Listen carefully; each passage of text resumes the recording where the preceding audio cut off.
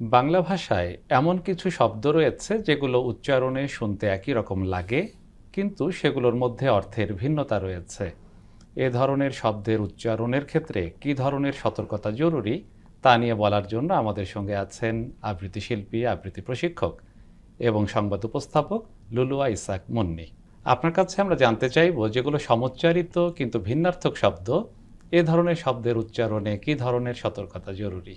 কিছু কিছু শব্দ আছে যে শব্দগুলো আমাদেরকে খুব খেয়াল রেখে বলতে হবে, যেমন চন্দ্রবিন্দু। এই শব্দগুলো, এই বর্ণগুলো যেই বাক্যগুলোর উপর আছে, সেই বাক্যগুলো যদি আমরা খেয়াল করে না পড়ি, তখন একটা আলাদা অর্থ প্রকাশ করে, যে আমি যেই অর্থটা প্রকাশ করতে চাচ্ছি সেই অর্থটা কিন্তু প্রকাশ করে না। বাঁশি, বাঁশি, বংশীর কথা বলছি, সেইটাতে আমি নেজাল আসলো না আবার, হ্যাঁ, বাঁশি, তখন কিন্তু আমার ওই শব্দটা কিন্তু পচা বাঁশি সেটা শোনা যাবে। আবার যেমন কাদা, কাঁদা, হ্যাঁ, এইখানে হচ্ছে যেটা হচ্ছে কাদা, সেটা হচ্ছে কর্দাক্ত, যেটা আমরা কাদামাটি। আবার যেটা হচ্ছে চন্দ্রবিন্দু আছে, সেটা হচ্ছে কান্নাকাটি বোঝায়। তো আবার যেমন পানি এবং নদী, যেমন পানি শব্দটা চট করে বলছি, ই প্রত্যয় পানি, কিন্তু নদী বলার ক্ষেত্রে নদী, যেমন একটা কবিতার লাইন আছে, নদী তুমি কোন কথা কও। তো এইখানে হচ্ছে ই প্রত্যয় যেটা, সেটাতে দীর্ঘই যেটা, সেটা একটু দীর্ঘায়িত করে বলতে হবে। আমাদের আরও কিছু বর্ণ আছে, যেমন চোরকি, চোরকি, একটা হচ্ছে বলছি যে সে কি চোর, আরেকটা হচ্ছে চোরকি, যেটা নাগরদোলা। আবার হতে পারে বধূ, বধূ, এখানে বেশিরভাগ ক্ষেত্রে যেমন চন্দ্রবিন্দু দিয়ে যেই বধূটা থাকে, তখন অনেকেই ভুল করে। তো এই যে শব্দের অর্থগুলো না জানলে কিন্তু অর্থটাই আলাদা হয়ে যায়। এ ধরনের উদাহরণ যখন আমরা বলি, তখন একই সঙ্গে খেয়াল করার বিষয় তো থাকে কিছু অল্পপ্রাণ এবং হ্যাঁ হ্যাঁ মহাপ্রাণ হ্যাঁ, ধ্বনি। জি জি। সেক্ষেত্রে আপনি কি বলবেন?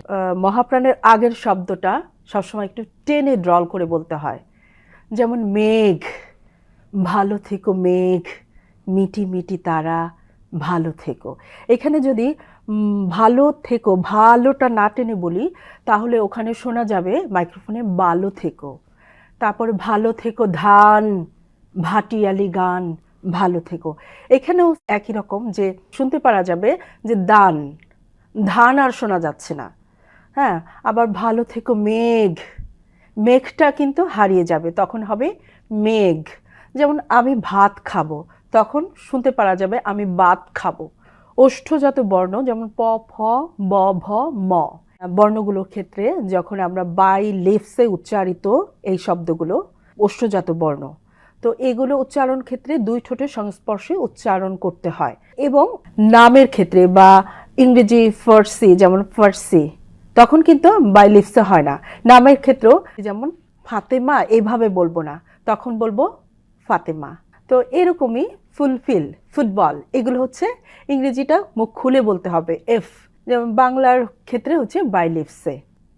এই বিষয়গুলো শিক্ষার্থীদের খেয়াল রাখা জরুরি।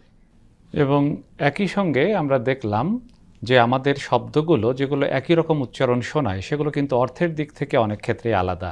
যেমন আমরা কুল ব্যবহার করছি রস্বকার দিয়ে, আবার কুল দীর্ঘকার দিয়ে, ভিন্ন অর্থ প্রকাশ করে। কিন্তু যখন কবিতা আবৃত্তিতে ব্যবহৃত হয়, কিংবা আমরা যখন গদ্য পড়ি বা অন্য কোনো ক্ষেত্রে শব্দগুলো ব্যবহার হয়, সেগুলো বলার ক্ষেত্রে ভিন্নতা আছে কিনা সেটা বুঝতে হবে আমাদের সেই লেখার বিষয়ের দিক থেকেও। ফলে আমাদের আবৃত্তি এবং উচ্চারণ তখন আরও সুন্দর হবে।